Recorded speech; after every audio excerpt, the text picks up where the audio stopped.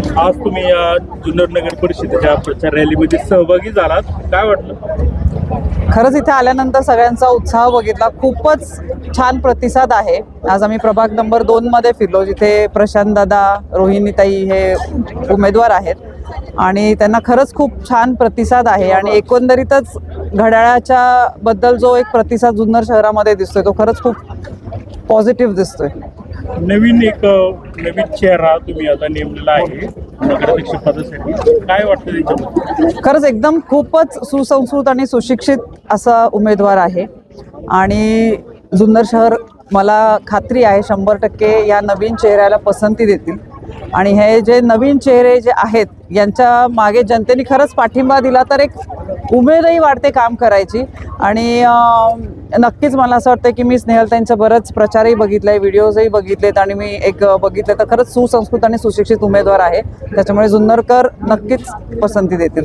प्रचार रॅलीमध्ये स्वतःहून सहभागी झाला की बेनके साहेबांनी सांगितलं? नाही, मलाच बरेच माझ्या मैत्रिणी आहेत सगळ्या इकडच्या, सगळ्या त्यांनी मला एक खूप आग्रही केला होता आणि मलाही तसं यायचंच होतं आणि त्याच्यामुळे मी सहभागी झाले। वेळ बरोबर साधली का? वेळ बरोबर साधली का?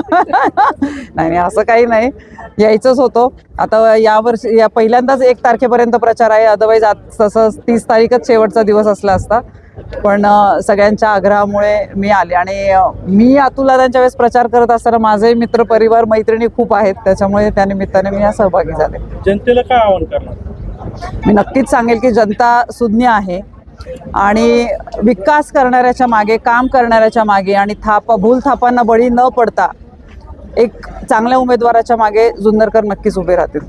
बेनके साहेब सातत्याने सांगतात की मंदिर किंवा मशिदीची कामं काही लोकांनी थांबवली, धार्मिक विषय असताना कोणीतरी आडकाठी करताय, काय वाटतंय यावर? खरं तर या प्रकरणाची मला खूप सखोल माहिती नाही आहे, त्याच्यामुळे मी त्याच्यावरती काही वक्तव्य नाही करू शकणार। निवडणुकीमध्ये काय निकाल लागेल तुम्हाला काय वाटतं? 100% घड्याळाच्या बाजूने निकाल लागेल। घड्याळाचे आमचे सगळे उमेदवार, नगराध्यक्षपदाचे उमेदवार सगळेच भरघोस मतांनी निवडून येतील याची आम्हाला खात्री आहे। जुन्नरच्या जनतेला काय आवाहन करायचं? सगळ्यांनी घड्याळाचे जे सगळे उमेदवार आहेत, नगराध्यक्ष पदापासून प्रत्येक प्रभागामध्ये जे घड्याळाचे उमेदवार आहेत सगळ्यांना भरघोस मतांनी निवडून द्या। आम्ही कायमच जुन्नरकरांची सेवा केलेली आहे, बेनके साहेबांपासून करत आलेलो आहे। पराभव असू, यश असू, अपयश असू, कायमच आम्ही लोकांच्या कामांमध्ये, सुखदुःखामध्ये सहभागी झालेलो आहोत आणि जुन्नर तालुक्याच्या विकासामध्ये सुद्धा अतुलदादांचा बराचसा महत्त्वाचा वाटा आहे। तर मला असं वाटतं की नक्कीच सगळेजणी घड्याळाला मतदान करा।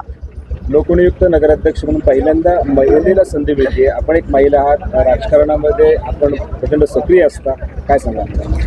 मला असं वाटतं एक महिला म्हणून स्नेहलताई नक्कीच चांगलं काम पाहतील, कारण का महिलांना नेहमीच एका वेळेला 4 ठिकाणी काम करायची सवय असते घरात कुटुंब सांभाळताना आणि त्या पद्धतीने ते नगरपालिका सुद्धा खूप छान सांभाळतील एक महिला म्हणून, याची मला खात्री आहे।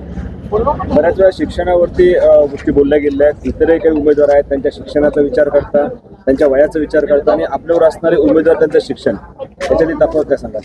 याचा फरक कसा पडला?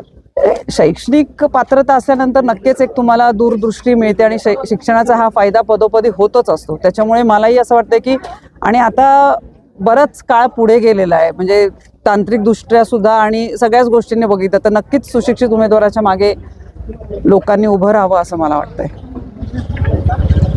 धन्यवाद।